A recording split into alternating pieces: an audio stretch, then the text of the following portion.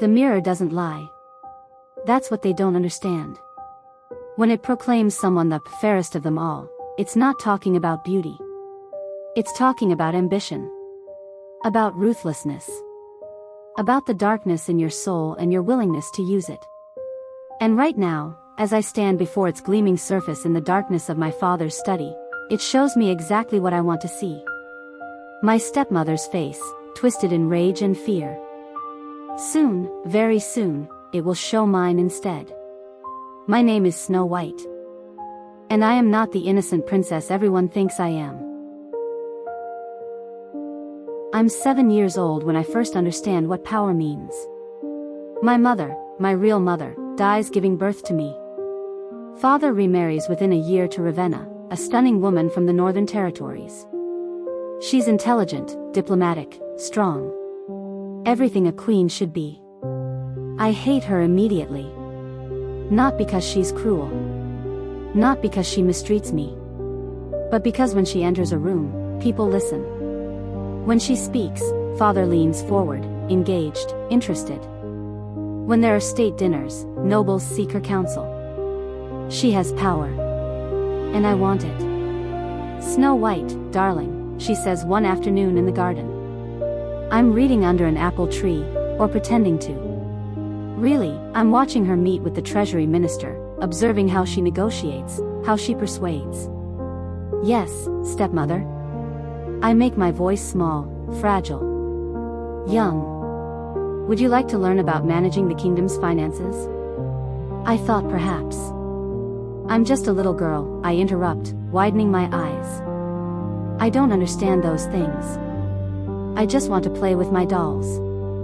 I see the disappointment flicker across her face. Good. Let her think I'm simple, harmless, unambitious. Let everyone think that. Over the next 10 years, I perfect my mask. Sweet Snow White. Gentle Snow White. Snow White who loves animals and sings to birds and wouldn't hurt a fly. Meanwhile, I'm learning. Watching. Planning. I befriend the servants and learn all the castle's secrets. I study poisons in the library when everyone thinks I'm reading poetry. I cultivate relationships with the guards, the stable boys, the kitchen staff, people Ravenna overlooks because she's too focused on the nobles.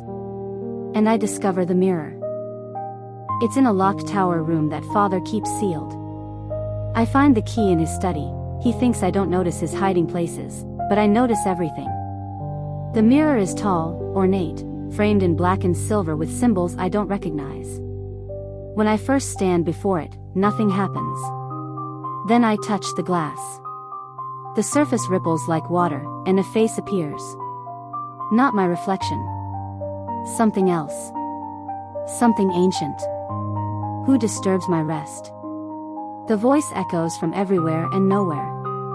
I do, I say, keeping my voice steady despite my racing heart. Snow White, daughter of King Magnus. The child. The mirror's voice sounds almost amused. What do you seek? I want to know how it works.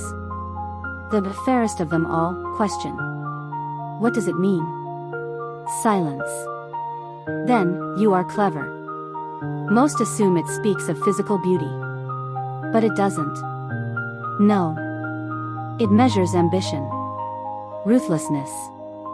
The willingness to do whatever necessary to achieve one's goals. It shows who has the darkest heart, the strongest will to power. The mirror pauses. Why do you wish to know this? I smile at my reflection. Because I want to be the fairest. And I need to know what that takes. The mirror laughs, and it sounds like breaking glass. Oh, child. You may already be closer than you think. I'm 17 when I decide to kill my father. Don't misunderstand, I don't hate him. I don't feel much of anything for him, honestly. But he's in my way. Father has been grooming Ravenna to rule after him, teaching her everything about governance, about diplomacy, about military strategy. In his will, she's named regent until I turn 25, at which point we're supposed to rule jointly. 8 more years of waiting. 8 more years of playing the innocent princess while she holds real power. Unacceptable. The poison is easy. I've been experimenting for years, using the castle cats as test subjects. The groundskeeper thinks we have a predator problem. Really, it's me, learning dosages and symptoms and timing. Hemlock mixed with wolfsbane, disguised in father's evening wine. Symptoms that mimic a heart condition. No one will question it. He's 53, under constant stress, and his own father died young. I prepare everything carefully. The poison in a vial hidden in my bodice. The moment alone with his wine decanter. The perfect alibi. I'm in the gardens when it happens, surrounded by witnesses, singing to the roses like the simple girl everyone thinks I am. Snow White. A servant runs toward me, face pale. Come quickly. It's your father. I let my face crumple. I let tears flow. I run to his chambers and collapse at his bedside, sobbing. Father is convulsing, foam at his lips, eyes rolling back. Ravenna is already there, shouting for physicians, her face a mask of genuine horror. She loved him. How quaint. Please, I sob, clutching father's hand. Please don't leave me. Don't leave me alone with her. It's a small thing, that last sentence. But the servants hear it. The guards hear it. Later, they'll remember. Father dies within the hour. The kingdom mourns. I play my part perfectly, the devastated daughter, so fragile, so broken. Ravenna tries to comfort me, but I flinch away from her touch. I know what you did, I whisper when we're alone, just loud enough for the maid in the corner to overhear. Ravenna's face goes white. What? You wanted him dead. You wanted the throne. My voice shakes, with fabricated grief, with false accusation. I know. Snow White, that's insane. Stay away from me, I cry, backing away. Murderer. The maid gasps. The story spreads like wildfire. And just like that, the seeds of doubt are planted. The funeral is elaborate, befitting a king. I wear black and keep my eyes downcast and don't eat for 3 days, long enough that people worry, that they whisper about poor Snow White, so fragile, so broken by grief. Ravenna tries to speak with me privately, but I refuse. Every refusal is public, dramatic, tear-filled. She's in mourning, the nobles say. Give the girl time. But I'm not mourning. I'm planning. 3 days after the funeral, a new will is discovered in father's study. It's a forgery, of course. I've been practicing his handwriting for years, and I paid the royal forger handsomely to create the document and then conveniently die in a tavern brawl. The new will names me sole heir. Ravenna is to be removed from the line of succession, given a generous pension, and encouraged to remarry and leave court. When it's presented to the council, Ravenna's face goes from shock to fury to resignation in seconds. This is a forgery, she says quietly. Are you suggesting the princess forged her own father's will? The chancellor looks scandalized. Your Majesty, grief can make us say things. I'm suggesting someone did, Ravenna interrupts, her eyes finding mine across the chamber. Someone who benefits greatly from this change. I let my lip tremble. How can you say that? How can you accuse me of? I break off, covering my face with my hands. First you kill my father, now you accuse me of. I did not kill your husband. Ravenna shouts. The room goes silent. She realizes her mistake immediately. In her anger, her desperation to defend herself, she's lost control. And loss of control, in court, is fatal. Your Majesty, the Chancellor says coldly, perhaps you should retire to your chambers while we discuss this matter. Ravenna looks at me one last time. There's something in her eyes, not just anger, but understanding. She knows what I am. She sees through the mask. But no one else does. And that's all that matters. The council validates the will. I'm crowned Queen of the Realm at 17, the youngest monarch in our history. Ravenna is allowed to stay in the castle, barely. but her influence is gone, her power stripped away. I've won. Except Ravenna doesn't leave. She stays, watching me with those knowing eyes, and I realize she's a problem I haven't fully solved. She can't prove anything. But she suspects. And suspicion, in the right ears, can be dangerous. I need to eliminate her completely. But I need to be smart about it. That's when I discover the huntsman. Eric is the captain of the royal guard, loyal to father, and by extension, loyal to Ravenna. He's handsome in a rough way, scarred from battle, strong, competent. The type of man who values honor and duty. The type of man I can manipulate. I start small. Requesting his presence at state functions. Asking his advice on security matters. Treating him with respect and gratitude while Ravenna treats him like a tool. "Thank you for everything you do, Eric," I say one evening after a council meeting. I know these are difficult times. Losing father, and then all this uncertainty with my stepmother. "Your Majesty doesn't need to thank me," he says gruffly. "It's my duty." Still. I feel safer knowing you're protecting me. I let vulnerability creep into my voice. Sometimes I wonder if I'm truly safe. If there are those in this castle who wish me harm. His expression darkens. "Has someone threatened you?" "No, nothing like that. It's just..." I hesitate, as if uncertain whether to continue. Ravenna looks at me sometimes, and I see such hatred. Such anger.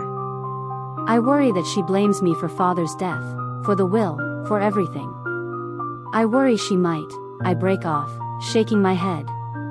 "Forgive me. I'm being paranoid." "You're not paranoid, Your Majesty," Eric says seriously. "I'll increase security around your chambers." Perfect. The seed is planted. Over the next few weeks, I nurture it. Small comments. Worried looks. The occasional, "Did you hear something in the corridor last night?" that sends Eric and his guards searching for non-existent threats. I accidentally discover poison in my tea, poison I put there myself, in amounts too small to harm but large enough to detect. I develop mysterious illnesses that the physicians can't explain. I find threatening notes slipped under my door. Each incident is carefully crafted. Each one points, subtly, toward Ravenna. "The former queen was seen near Your Majesty's chambers last night," a guard reports. "Queen Ravenna was asking the kitchen staff about your meal preferences," a servant mentions. "I saw her in the library, reading from the restricted section. Books about poisons and herbs," the librarian tells me, concerned. All lies, of course. Lies I've paid people to tell, or stories I've simply started myself and let spread naturally. Court is a garden, and rumors are weeds. They grow if you give them the right conditions. 6 months after my coronation, I go to the mirror again. "Mirror, mirror, on the wall," I say, placing my hand on the glass. "Who's the fairest of them all?" The surface ripples. Ravenna's face appears. I feel a flash of anger. "Still?" "She resists you," the mirror says. "She fights against the darkness you weave around her. She maintains her integrity, her moral center. These things count for nothing in the eyes of men, but in the eyes of power." The mirror pauses. "She is still stronger than you. How do I become the fairest?" "You must break her completely. Strip away everything she is, everything she believes. Make her into a monster, or destroy her utterly." The mirror's voice is almost gentle. "This is the path you've chosen, child. The path to becoming the fairest requires the death of your own humanity." "I lost that years ago," I say. The mirror laughs. "Then why do you hesitate?" "Because despite everything, some small part of me wonders if I'm the villain in this story." I crush that thought immediately. I call Eric to my chambers late one night. "Your Majesty." He arrives quickly, hand on his sword. "Is something wrong?" "Close the door," I say softly. He does, confusion on his face. I'm wearing a nightgown, not revealing, but vulnerable. My hair is loose around my shoulders. I've made sure to look frightened, fragile. I need to tell you something, I say. Something I should have said weeks ago, but I was afraid. I'm still afraid, but I take a shaky breath. I can't keep silent anymore. What is it? Eric steps closer, concerned. Ravenna is planning to kill me. The words hang in the air like smoke. Your Majesty. I know how it sounds, I interrupt. I know it seems like paranoia, like the fantasies of a frightened girl. But I have proof. I pull out a letter, forged, naturally, in handwriting close enough to Ravenna's to be convincing. I found this in her chambers. Eric reads it, his expression darkening. The letter details a plan to poison me and claim the throne, to rule as regent and eventually marry a foreign prince to secure her power. It's convincing because I've spent months making it convincing, gathering details about Ravenna's movements and meetings that can be twisted into a conspiracy. This could be forged, Eric says, but his voice wavers. It could be, I agree. But combined with everything else, the poison in my tea, the threatening notes, the way she watches me, Eric, I'm terrified. Tonight I heard sounds outside my door. I think she's planning to act soon. I let my eyes fill with tears. I don't want to die.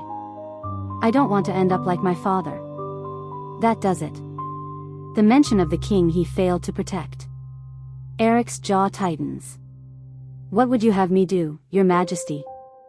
Take her into the forest, I whisper. Tell her you're escorting her to the Northern Territories, that the council has decided she must leave. And then I look up at him through my lashes. Make sure she never comes back.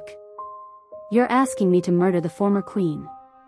I'm asking you to protect your sovereign, I correct. She killed my father, Eric. She's trying to kill me.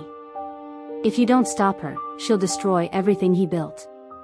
He struggles with it. I can see the conflict on his face, duty versus morality, loyalty versus conscience. There must be another way, he says finally. There isn't. I take his hand, squeezing gently. Please.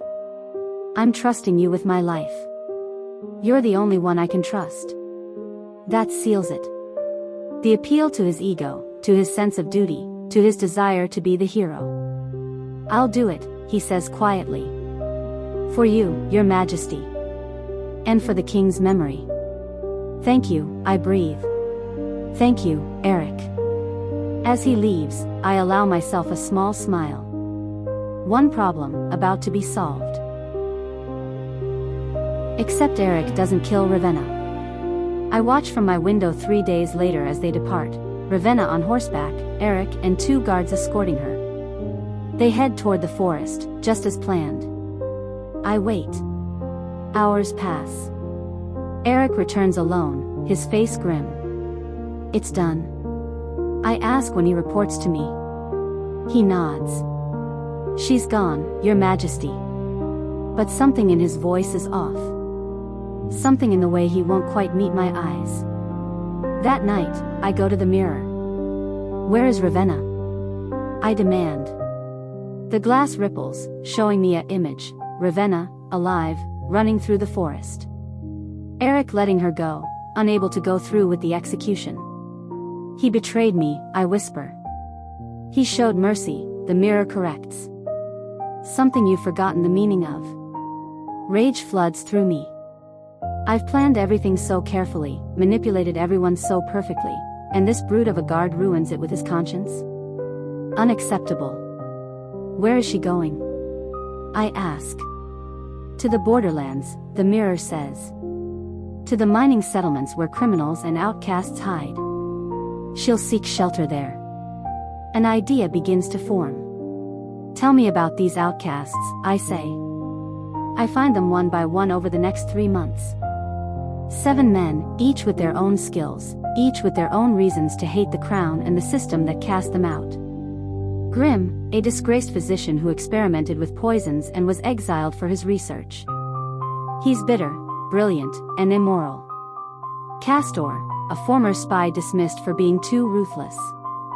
He knows secrets about every noble family in the kingdom.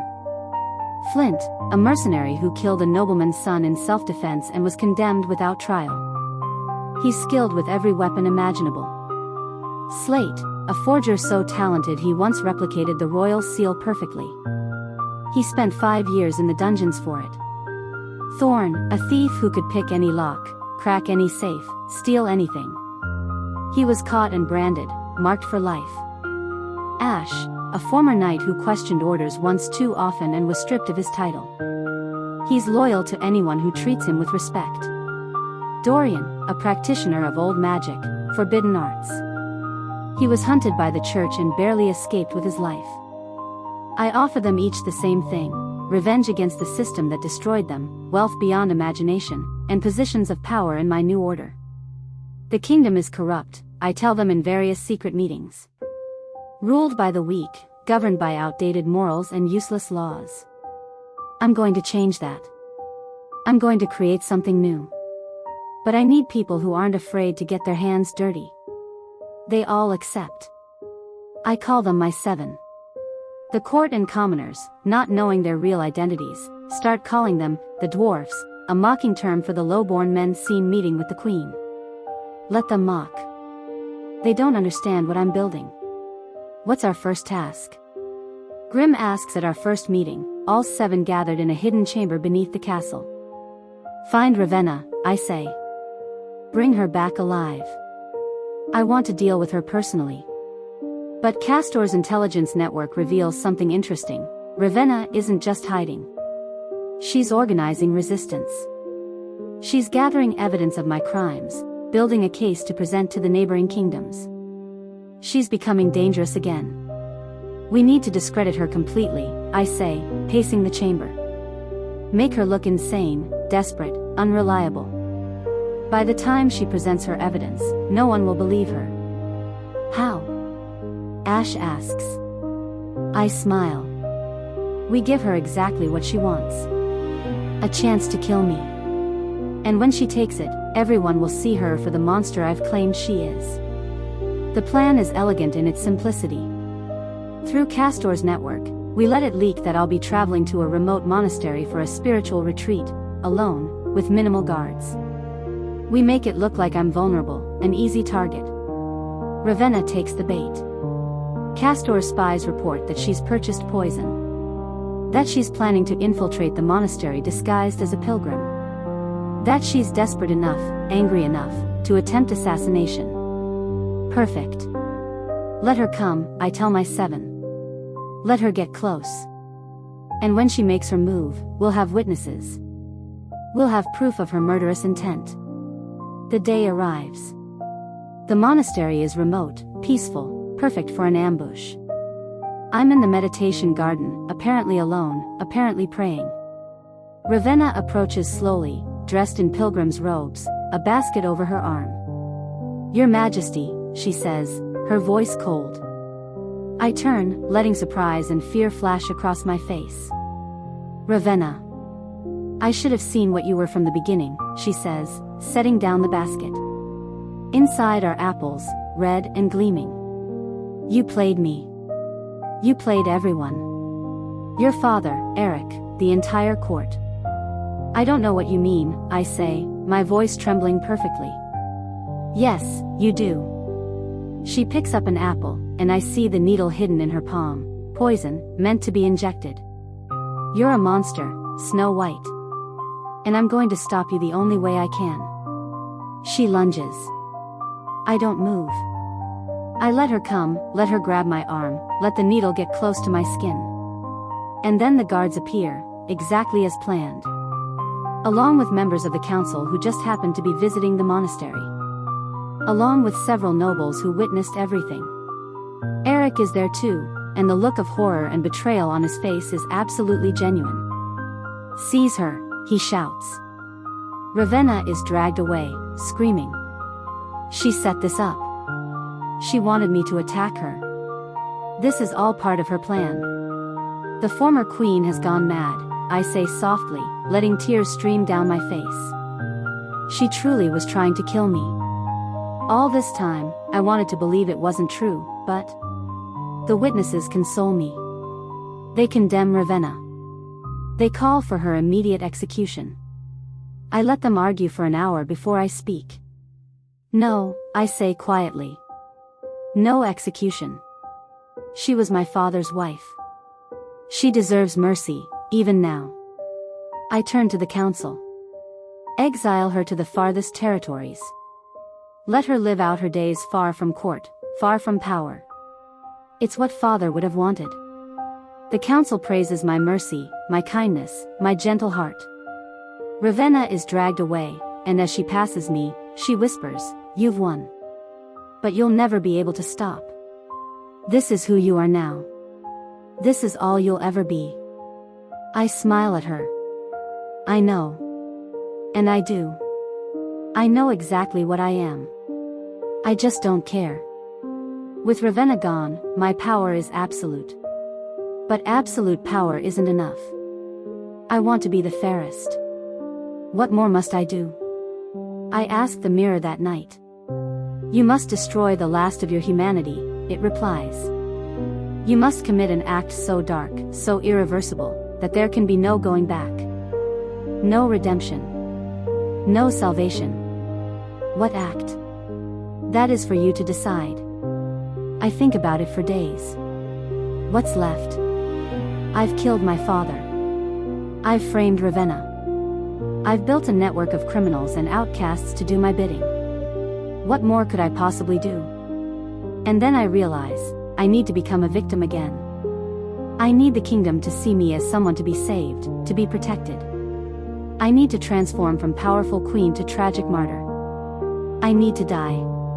Temporarily. I call Grimm to my chambers. Can you create a poison that mimics death but isn't fatal? I ask. His eyes light up with professional interest. How long would you need to appear dead? 3 days. Long enough for a funeral, for the kingdom to mourn. And then I'll need an antidote that can be administered quickly and discreetly. It's possible, he says slowly. But risky. The line between death-like sleep and actual death is razor thin. Can you do it or not? I can do it. He pauses. May I ask why? Because I need to be reborn, I say simply. The innocent princess who was almost murdered by her evil stepmother. The tragic queen who was struck down in her youth, only to be miraculously revived. It's the perfect story. It makes me untouchable. Grimm smiles. You're absolutely insane. I know. He prepares the poison over the next 2 weeks, a mixture of belladonna, hemlock, and compounds I don't recognize. The antidote is complex, requiring precise timing. You'll appear dead within minutes of ingestion, he explains. Your heart rate will slow to almost nothing. Your breathing will be undetectable. You'll be cold to the touch. But you'll be aware of everything, you'll hear, you'll feel, but you won't be able to move or respond.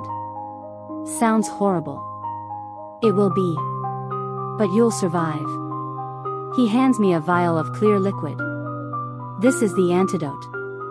Whoever administers it must do so within 3 days, or the effects become permanent. I take both vials, holding them up to the light. Who will administer the antidote? Grimm asks.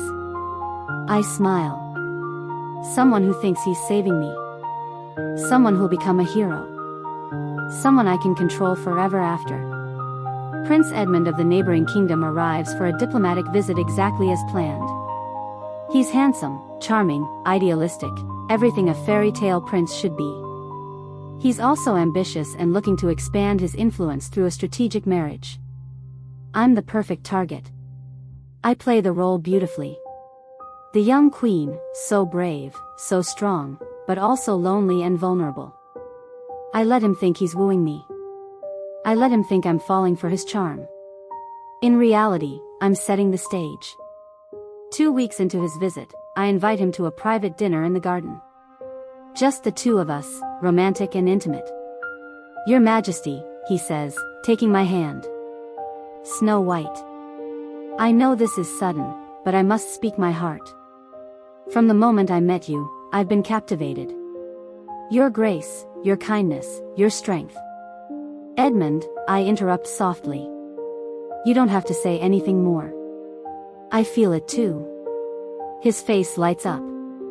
Then you'll consider a union between our kingdoms? I'll more than consider it. I smile at him. But there's something I need to tell you first. Something about my past, about what I've endured. I tell him a carefully crafted story, part truth, part fiction. Ravenna's cruelty. The assassination attempt.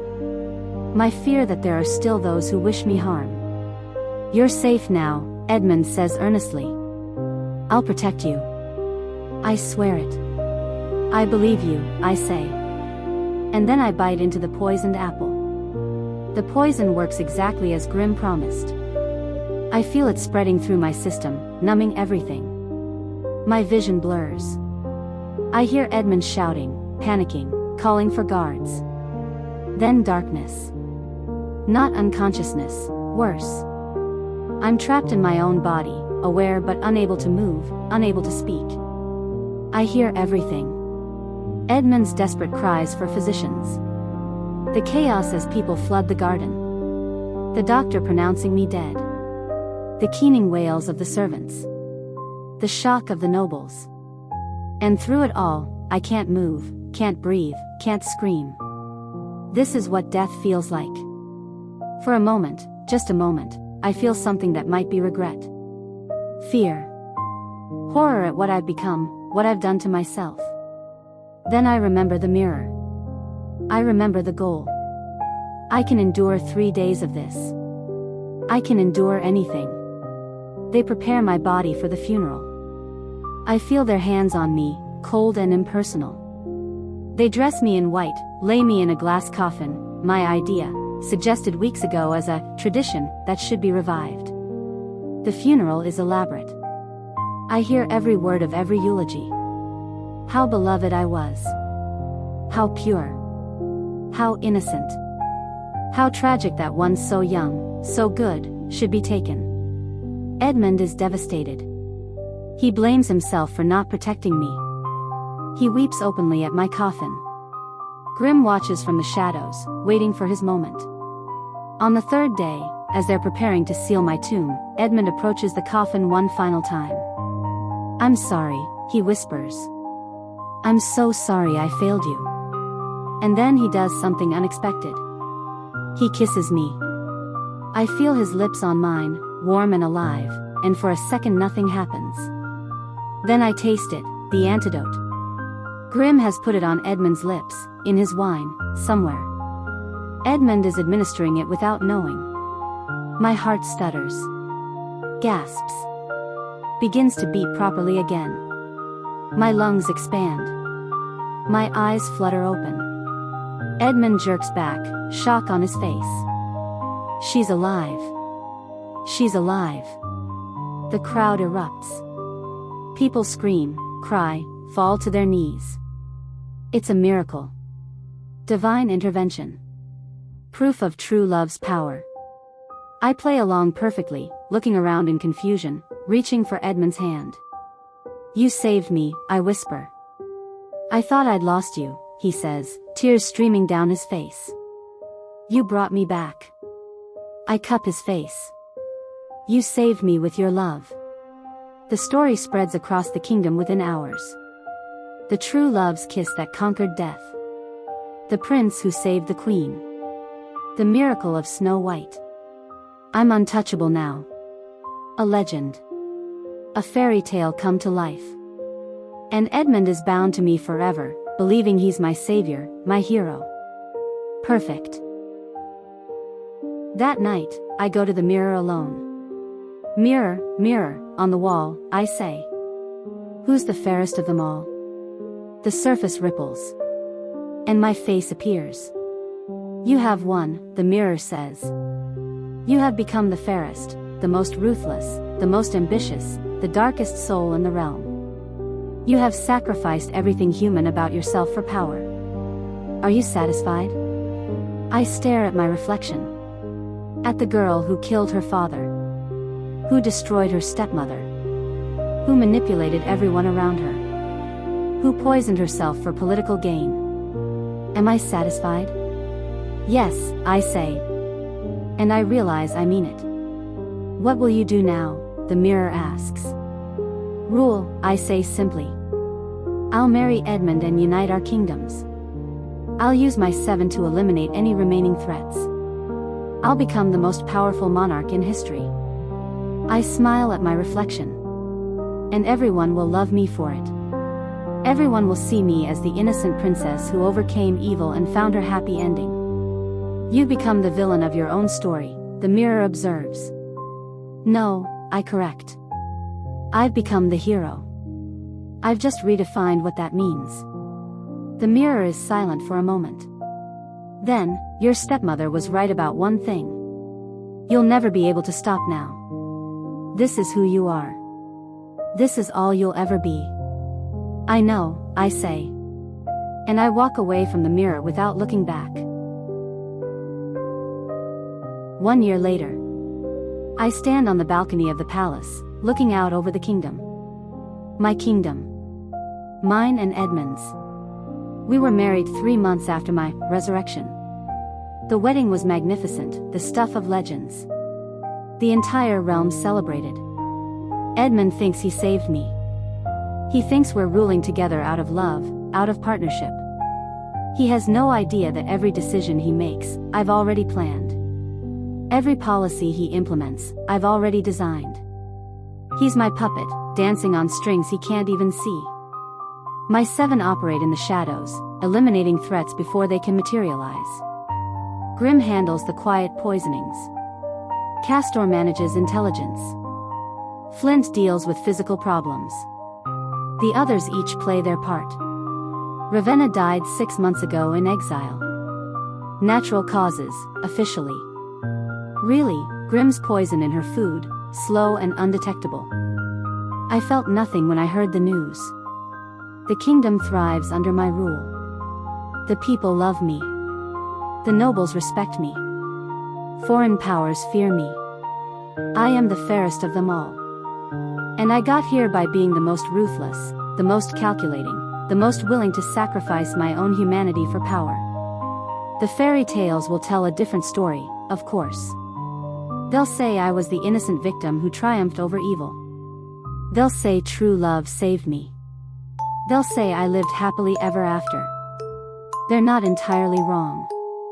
I am happy. This is my happy ending. It just required becoming a monster to achieve it. Edmund joins me on the balcony, wrapping his arms around me from behind. What are you thinking about? He asks. How lucky I am, I say, leaning back against him. We both are, he murmurs. To have found each other. To have survived everything. To have this. Yes, I agree. We're very lucky. In my pocket, my fingers close around a small vial. Just in case Edmund ever becomes a problem. Just in case I need to become a widow and consolidate power further. Just in case. Because I've learned the most important lesson of all, the only person you can truly trust is yourself. The only power that matters is the power you take and keep. And the only happy ending worth having is the one you write yourself, no matter who you have to destroy to achieve it. The mirror was right. I can never stop now. This is who I am. The fairest of them all. And I wouldn't have it any other way. The end.